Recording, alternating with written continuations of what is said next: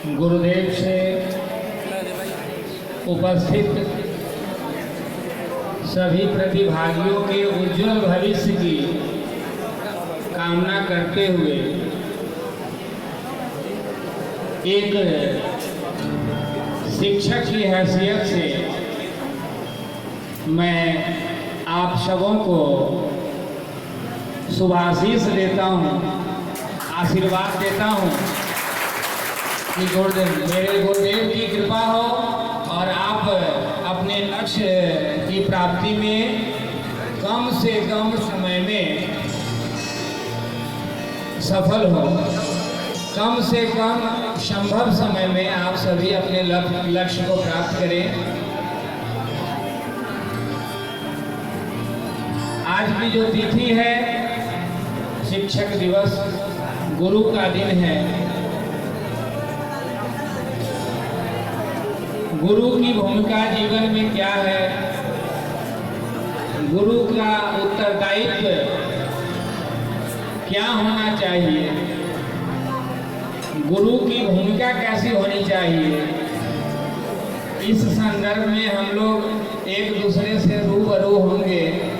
लेकिन इससे पहले मैं जानना चाहूँगा कि यहाँ उपस्थित जितने भी ऑडियंस के रूप में जो भी उपस्थित हैं,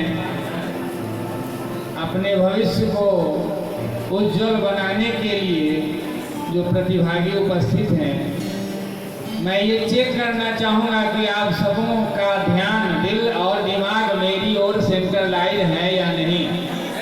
आप सभी अपने दिल और दिमाग को मेरी ओर सेंट्रलाइज किए हैं। यहाँ का जो माहौल है, इस माहौल में है या विरह वेदना में तड़प रहे हैं, किसी को याद कर रहे हैं, इस क्लास में बैठे यहाँ हैं और ध्यान कहीं और है। तो इसके लिए मैं एक टेस्ट लेना चाहूँगा और इस टेस्ट में मुझे पता चल जाएगा कि वाकई कौन यहाँ अपने माइंड को कंसंट्रेट कर चुके हैं। मैं टेस्ट स्टार्ट करता हूँ। सुनो जी यूं नहीं कुछ मुस्कुरा कर दो। सुनो जी यूं नहीं कुछ मुस्कुरा कर दो। अगर दिल दे रहे हो तो हथेली पर सजा कर दो।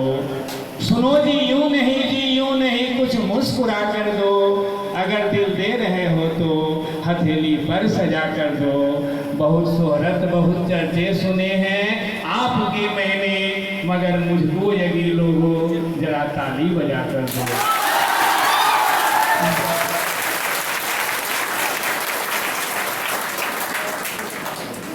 अभी का जो सफर है ये काफी लंबा सफर है। किसी ने कहा है कि ये मौसम भी बेवफा निकले, बस्तियाँ देखकर बरसते हैं। और अभी आप जो लोग अभी आए हैं, बाहर का नज़ारा, जो मौसम आप सबों पर मेहरबान है। मौसम बेवफा नहीं है। ऐसे फाउंडेशन क्लास में ये बेवफा शब्द पर मैं काफ़ी डिटेल में बताया हूँ, जो लोग क्लास किए होंगे। अभी लव की चर्चा हुई है, आपके मैथमेटिक्स वाले सर चर्चा कर रहे थे। तो बात जो बोल रहे थे वो बिल्कुल सही बोल रहे थे, लेकिन बार बार उसमें फेंक देते थे महिला। तो थोड़ा सा मुझे लगा कि इनका भी नेटवर्क अभी पूरा ठीक से पकड़ नहीं रहा है ना। कंसेप्ट ठीक है इनका, लेकिन उसमें ट्रिक जो घुसा देते हैं, बस वही थोड़ा सा टेक्निकल प्रॉब्लम है। उस संदर्भ में भी मैं चर्चा करूंगा। अभी सफ़र तो लंबा है। ऐसे इस क्लास में उपस्थित 50% जो उपस्थित लोग हैं, उनका ध्यान अब इधर नहीं है, उधर है लेकिन सौभाग्य की हर चीज़ का समय होता है, मुहूर्त होता है। शायद अगर मौसम ऐसा नहीं होता तो आप लोग विदा हो गए होते जो फर्स्ट शिफ्ट के लिए आए थे। लेकिन मैं अभी कुछ देर के लिए बाहर गया था बाहर में जब गया देखा मौसम खराब है, बारिश हो रही है। मैंने इस चीज़ को रियलाइज़ किया कि अभी जितने लोगों के आने की संभावना थी वो आ नहीं पाएंगे। तो आप लोगों को भी अगर विदा करता हूँ तो आप लोग यहाँ से नीचे जाएंगे, गैदरिंग हो जाएगी, भीड़ हो जाएगी, और म्यूजिकल इंस्ट्रूमेंट आपके सामने अवेलेबल है, तो क्यों ना संगीत का आनंद उठाया जाए। तो कुछ और भी लोग जो उपस्थित यहाँ हैं उनको भी मौका दूंगा, और आप लोग से निवेदन है, ऐसे शिक्षक का काम है आदेश देना, लेकिन मैं निवेदन करता हूँ किसी सेंस में आप जो मैं हूँ वो आप हैं। जिस परमात्मा का अंश मेरे शरीर में है वो आपके शरीर में भी है। एक ही चीज को देखने का अंदाज अलग अलग होता है, जगह बदलने से सेंस बदल जाता है। आप लोग पढ़े फिजिक्स में उत्तल दर्पण अवतल दर्पण, एंगल चेंज करते हैं, परिदृश्य अलग दिखने लगता है। तो आप सबों का जो एम है, पटना जो आए हैं तैयारी करने के लिए कि जॉब हो, गुरु का काम जॉब देना नहीं है। आप में से अधिकांश लोग ऐसे हैं जो जहाँ कहीं भी मैथमेटिक्स, इंग्लिश या किसी सब्जेक्ट के लिए ज्वाइन करते हैं तो वहाँ ये सोच, कोई दोस्त बताया कि अभिमन्यु सर बहुत अच्छा पढ़ाते हैं, ठाकुर सर बहुत अच्छा पढ़ाते, किसी भी टीचर का नाम बताया, आप एडमिशन लेते हैं और ये सोच लेते हैं कि अब यहाँ आ गए, यहाँ जॉब मिल जाएगा। जॉब किसी शिक्षक के पास बनता नहीं है, भाग्य का निर्माता व्यक्ति खुद होता है। और ऐसे रियल में मैं तो प्रयास करता हूँ, कहा गया है man is not known by site, किसी भी मनुष्य को देखकर पहचाना नहीं जा सकता। मैं हमेशा प्रयास करता हूँ कि आप सबों के लिए कुछ खास करूं।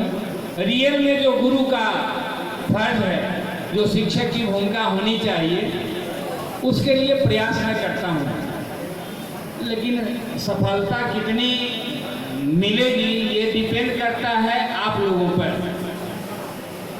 गुरु का काम रिजल्ट देना नहीं है, गुरु का काम है जीवन जीने की कला सिखाना।